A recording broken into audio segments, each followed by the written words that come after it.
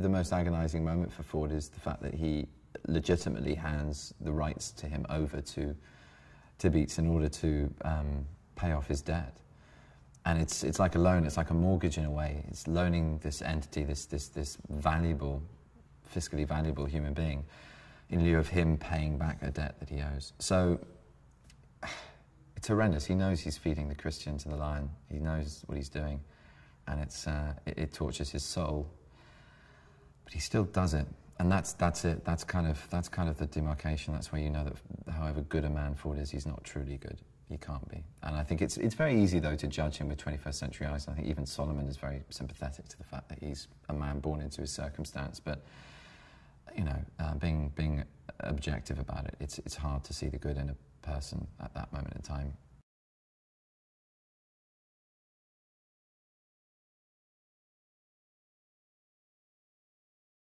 Solomon is a free man from upstate New York who, through the devices of a couple of gentlemen, is led into an insecure position. Basically, he's tricked into believing that his services as a violin player could be helpful for a circus.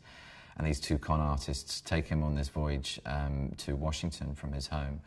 And at that point, with the the first president, I think, to die in office, his funeral cavalcade and the whole town is turned over to that. So the fact that Solomon's being promised money and that all this sort of pageantry is happening around him kind of, I don't know, I think it must distract him from the two con artists' ploy, which is basically to get him enslaved. And they do that by drugging his drink. He feels groggy, goes to bed and wakes up one morning a slave in a pen underneath a house in Washington.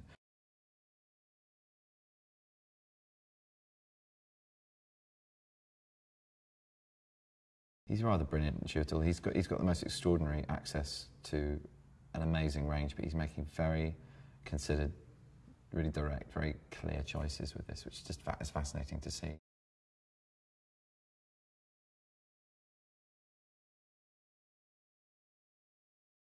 Steve's a wonderful director to work for. He's very clear. He has, I mean, his visual aesthetic, what you enjoy in an audience, you enjoy as an actor as well, because there's a real purity of purpose between the performance space and the camera. It's kept very simple. It's very economic. And you know what your parameters are, which is a wonderful thing.